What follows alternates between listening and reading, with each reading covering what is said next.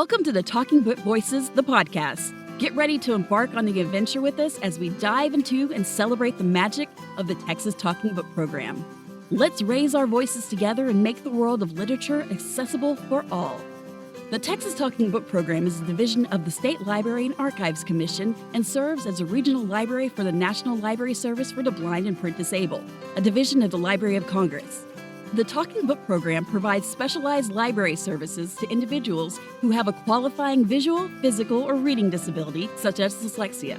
In each episode of the Talking Book Voices, we'll delve into the heart of the program, uncovering its history, sharing inspiring stories, and exploring the vast collection of materials it has to offer.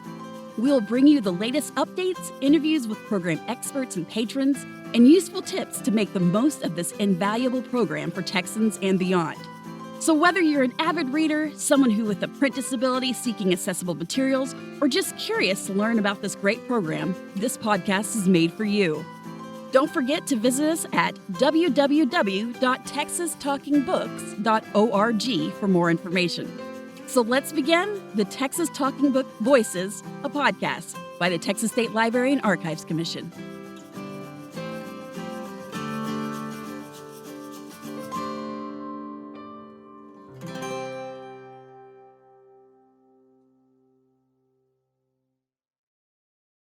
On today's episode, you'll get a 2-for-1 special. We're discussing Talking Book Program's youth services with our librarian, Kayleigh, and our digital literacy training specialist, Olivia, is going to tell you all about the helpful apps that you can use to read on your smartphone or tablet completely for free. Welcome to this episode of the Texas Talking Book Voices podcast. My name is Kayleigh, and I'm the youth services librarian at the Talking Book program. I'll be giving you all the info on our youth stuff. But first, let's talk about what I'm reading now. I'm nearly finished with a Greek mythology retelling called Electra by Jennifer Saint.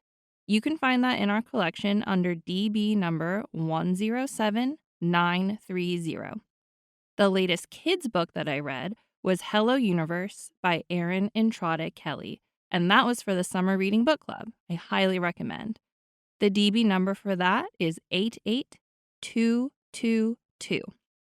Okay, why I'm really here is to tell you about the Texas Talking Book Program's Youth Services Department. First, who qualifies for service? Anyone with a visual, print, physical, or reading disability that keeps them from reading standard print. Kids with reading disabilities can get info from school, and teachers can refer their students to us. What do we offer? Monthly newsletters with events, book lists, interesting information, and a section for grown-ups. Helpful tips for BARD, our download service and app, Bluebonnet award voting, a summer reading program, book clubs for kids and teens. Check our website for up-to-date info on that. More events like author talks and writing workshops are coming soon. What's on our book collection? We have mostly audiobooks and have the same types of books you'll find in a public library. We also have large print and Braille, too. We have classics like A Wrinkle in Time and new books like We Deserve Monuments. We have over 140,000 titles, so we definitely have something you'll like. We have print Braille picture books, which are picture books with Braille overlays, and we have Bluebonnet Award nominees and winners. A pro tip is to get the audio from us, since it doesn't expire, and then get the print version from your local library if you want to create a read-along. Call us at 1-800-252-9605 or email us if you need anything. You can also stay up to date on our website, which is linked in the episode description, and sign up for the Youth Services newsletter if you haven't already. Remember, reading audiobooks is reading. If everything Kayleigh just talked about sounds interesting to you or a young person you know, we'll hope you'll visit www.texastalkingbooks.org to learn more. And now, here's Olivia to guide you on how to use free books on your smartphone mobile device. Hi, podcast listeners. My name is Olivia Ochoa, and I am the Digital Literacy Training Specialist here at the Talking Book program. Digital literacy is a massive topic and covers everything from staying safe online to writing an email to using the latest gadgets. But today, the digital literacy rabbit hole we're going to dive into is using apps on your mobile device, like a smartphone or a tablet.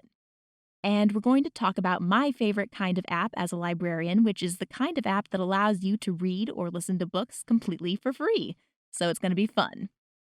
Before we get into the nitty-gritty of the technology, you may be wondering, what exactly does a digital literacy training specialist do?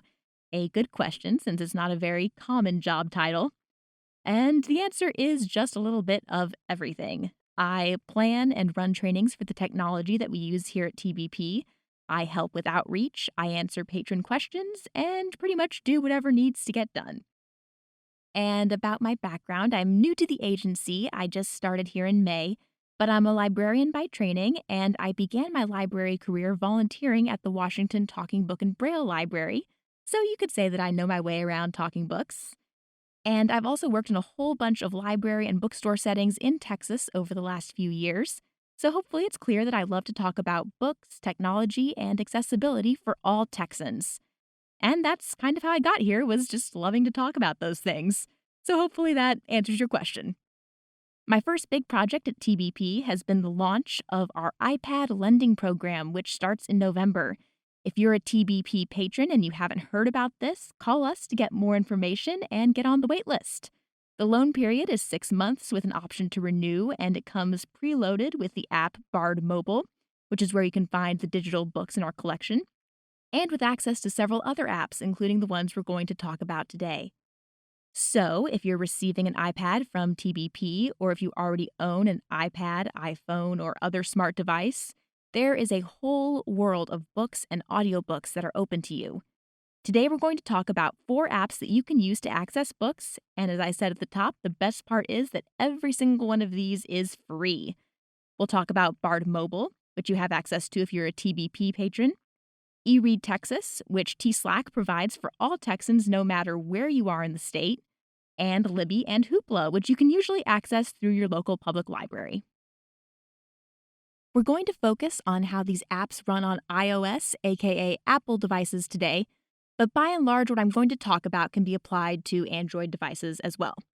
All 4 of these apps have Android versions, and the navigation and layout will be pretty much the same on both operating systems. So if you have a Google Pixel or a Samsung phone, for example, never fear, this podcast episode is for you too. All right, that was a lot of intro, so let's dive right into these apps and get to the fun part, which is the reading.